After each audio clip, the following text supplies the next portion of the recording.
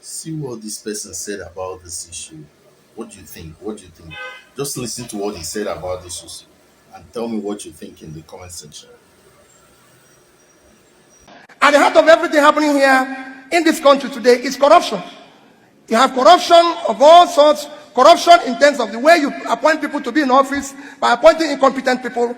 Today, our oil is being stolen by who? By people in government. And you can go on, and the heart of it is this. So you must ensure that we must now have a country where there will be wealth with enterprise. In any country where government officials are richer or politicians are richer than business people, that country is finished. And that's what you're getting here. So you have nothing to account for. We are about hiring the new CEO for the company called Nigeria. So we have to look at the people's past and what they've been able to do.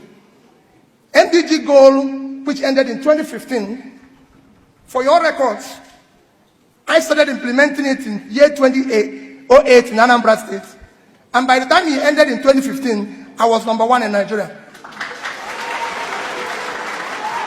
And as we move on, what we are going to do, because it's critical, as we move on in what we are going to do, for me, the Labour Manifesto is already mainstreamed along the SDGs.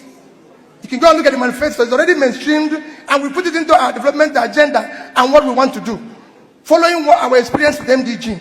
Then it comes to where, for you accountants, your contribution to that development. Nobody can think about whatever we're going to do, whether you call it SDG or anything, without knowing that accountants, chartered accountants, play a critical role in development.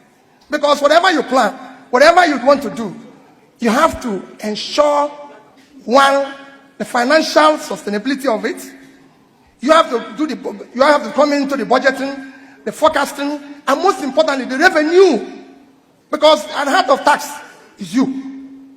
You have to bring the taxation into it. Today, the most critical problem of Nigeria, apart from other things that are besetting it, insecurity, everything is revenue to GDP, which is often shouted about that we don't have enough revenue. We don't have enough revenue because to GDP, even among the African pairs, we are 6%, when the average in Africa is 16%. Going globally is even worse. The reason is, so at the heart of it is you. It is you that is supposed to help the government to organize when the government starts doing the right things. How are we going to do it to ensure that this tax revenue comes in order to be able to build these sustainable goals? At the heart of it is you must secure and unite Nigeria.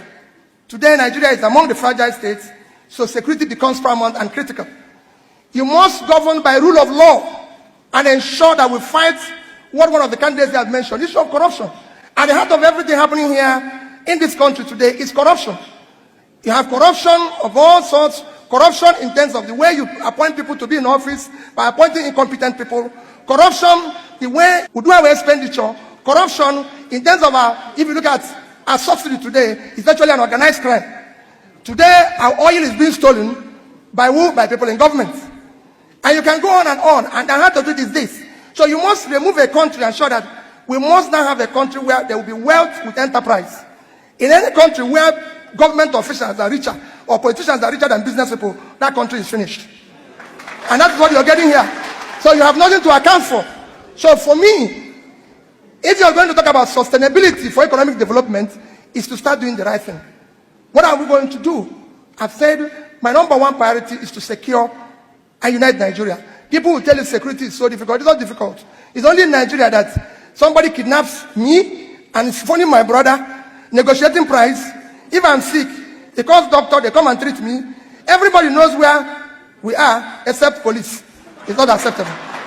With technology today, with technology and everything today, you know where the crime is taking place. And you can sort it out. We have to have the level 3 level policing, local government, state and national. In terms of corruption, it is easy to fight.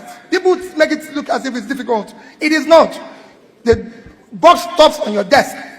If you yourself is not stealing, those around you are not. You reduce it by 70%. Two of my accountant generals are your member. You can go ask them how much was missing in Anambra State. And it's very simple. This is what we want to translate.